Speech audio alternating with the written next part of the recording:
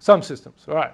So lots of other things have random walk pieces. This is just a failure of like a death model, which is a little rough, I guess, but you start off with some health, right? And then you just randomly walk. So this is your gambling thing, and do you hit 0? And that turns out to give distributions that match actually life expectancy kind of things. PNAS, that should be a PNAS paper from my colleague, yes. Yeah, so Fraser was a undergrad with us, and I think he's now a professor at Berkeley, smart kid, explaining mortality rate plateaus, yeah. Things like, whether stuff falls to the bottom of a system, of a fluid system, lots of things. You can generalize, and I just really have this sort of one page on this, there's a whole world here. You can generalize this famous paper here, Montreal and Schlesinger, it's a while ago.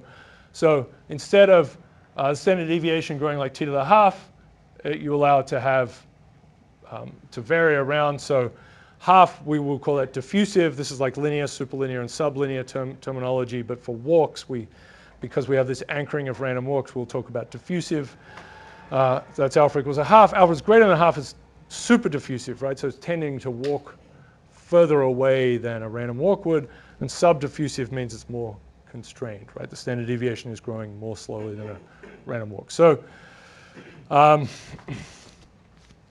this sort of stuff appears everywhere. I'm not sure if it would be a good project these days, but early work on how people move around. One was with, has anyone ever seen a thing that says, where's George? $? This is a little bit old. Have you seen that?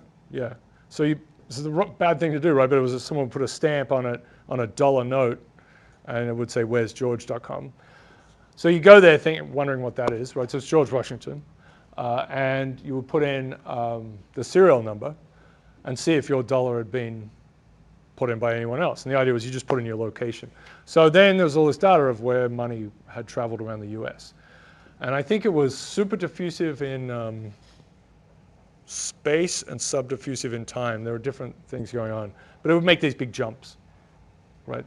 Go from Seattle to somehow be in New York. Go point, and there's a banking system there. But that was some of the first work before perhaps social media took off to get at how people move around in a really detailed big data way. And of course you start thinking about contagion and spreading and those sorts of things. I think some of them had maybe 15 hops. People would put in the conditions. It's like looking pretty bad, falling apart. Anyway, so that was it didn't just randomly move around. There was, and of course the anchoring for all of that was what's diffusion, How does it compare to diffusion?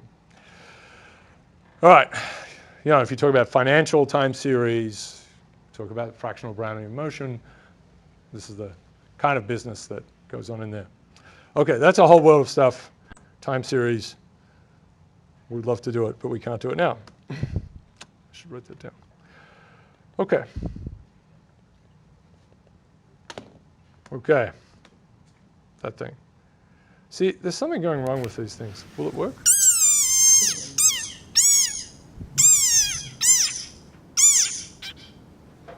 Okay, that's a neural reboot. There's something wrong with my videos. All right, that demarcates where we are, right?